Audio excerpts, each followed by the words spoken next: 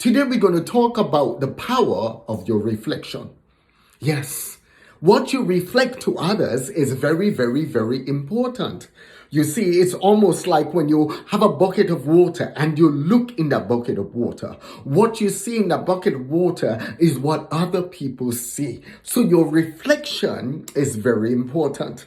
A lot of times we like to speak and we like to share and we like to go out there and tell everybody else what to do. But we do not spend enough time working on ourselves daily. You have to work on yourself so you could bring about that transformation. You have to work on yourself so that inward transformation starts flowing to the outside.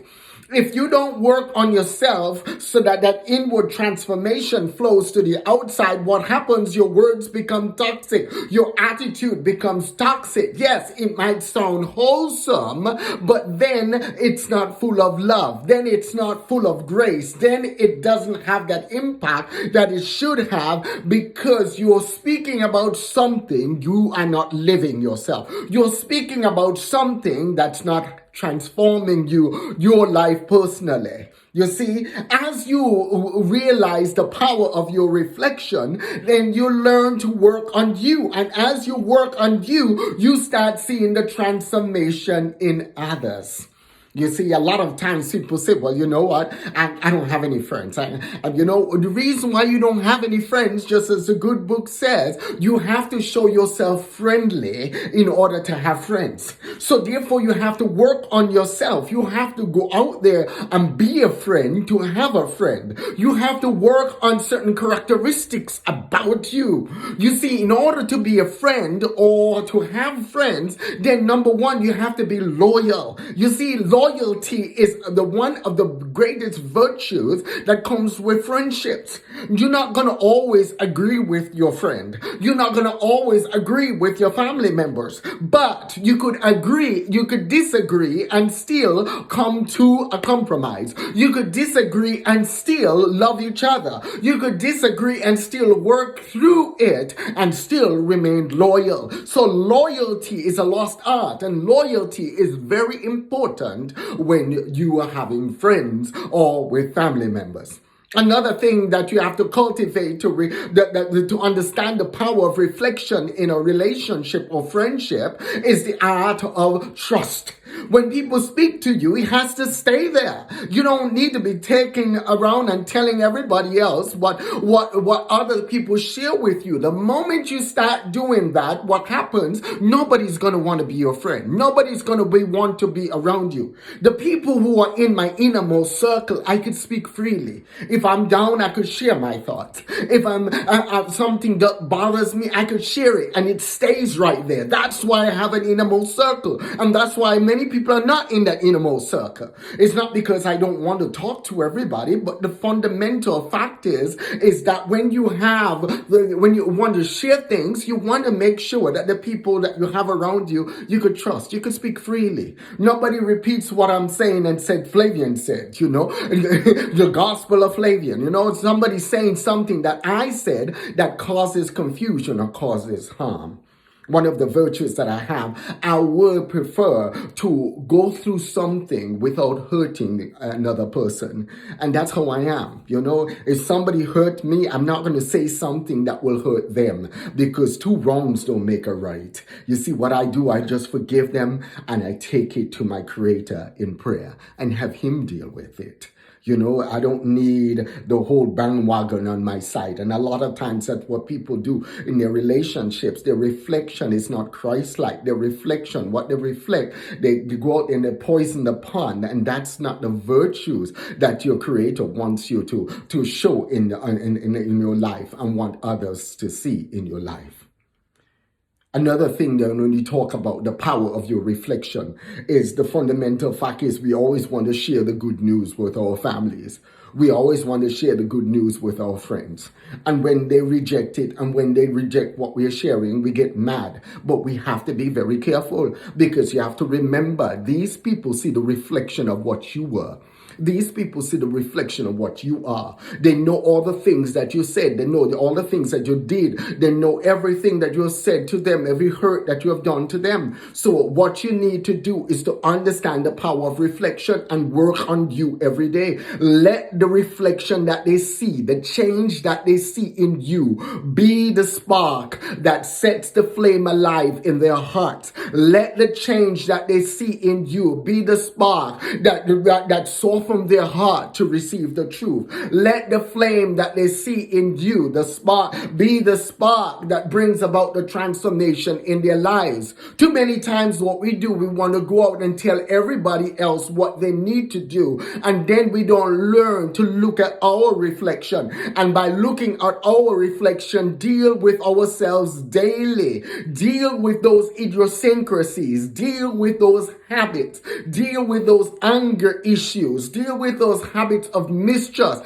Deal with those habits of not keeping our word. Deal with those habits of not going about things in an integral way. Deal with those habits of shortchanging others. Deal with those habits of mistrust and misloyalty and start cultivating the right habits because we're spending time with our Creator every day working on ourselves. And let us show forth what we truly believe. Let what we truly believe be evident in our lives, be evident in our action, and that evidence alone will cause the reflection that our family members see. That evidence alone will cause the reflection that other people see to be different, and that difference is what will draw them because that's your Creator working on your life from the inside out. Oh, the power of a reflection.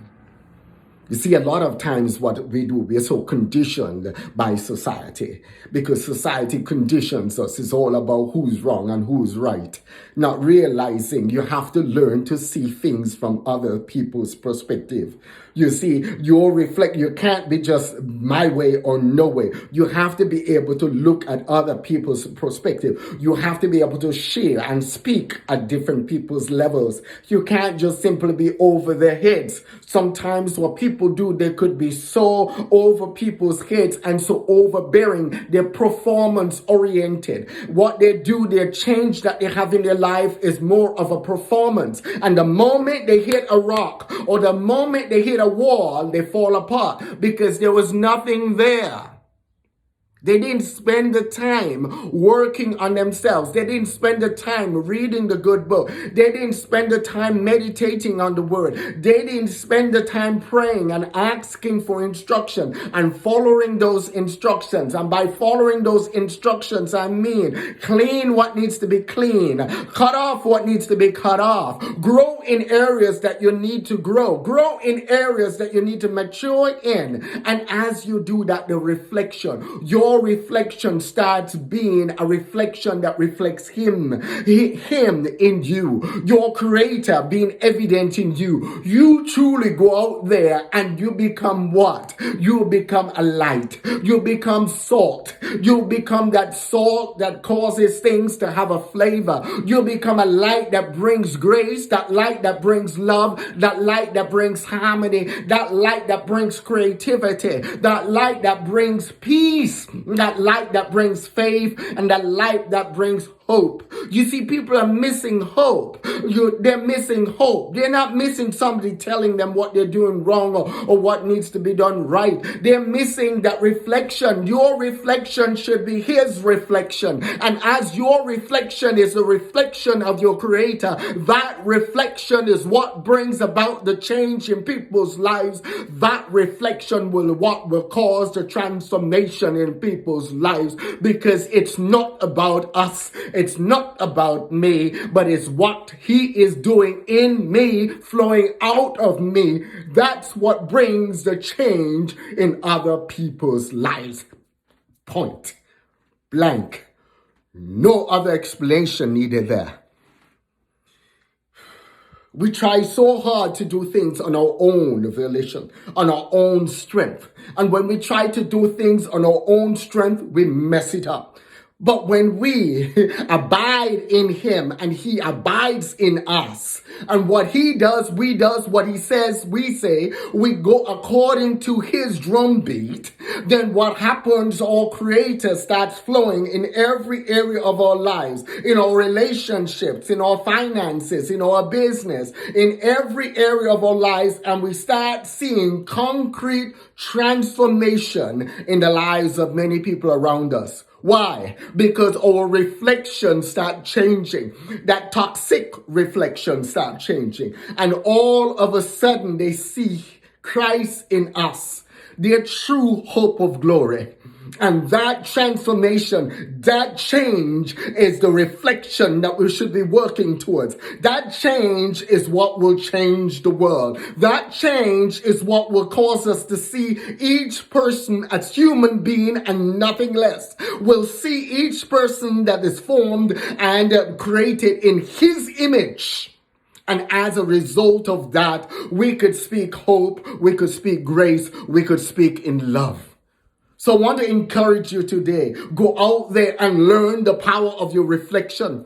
Learn the power of your reflection. As you learn the power of your reflection, allow Christ, the light of his love, to reflect through you and out of you. And that reflection could only come by you spending time with him daily. So go out there and have an awesome growth day. And don't forget, hit the subscribe button below. Hit the subscribe button below. And when you hit the subscribe button, don't forget to select the bell, because by selecting the bell, it'll give you that wonderful opportunity to be notified whenever I add a new video. God bless you.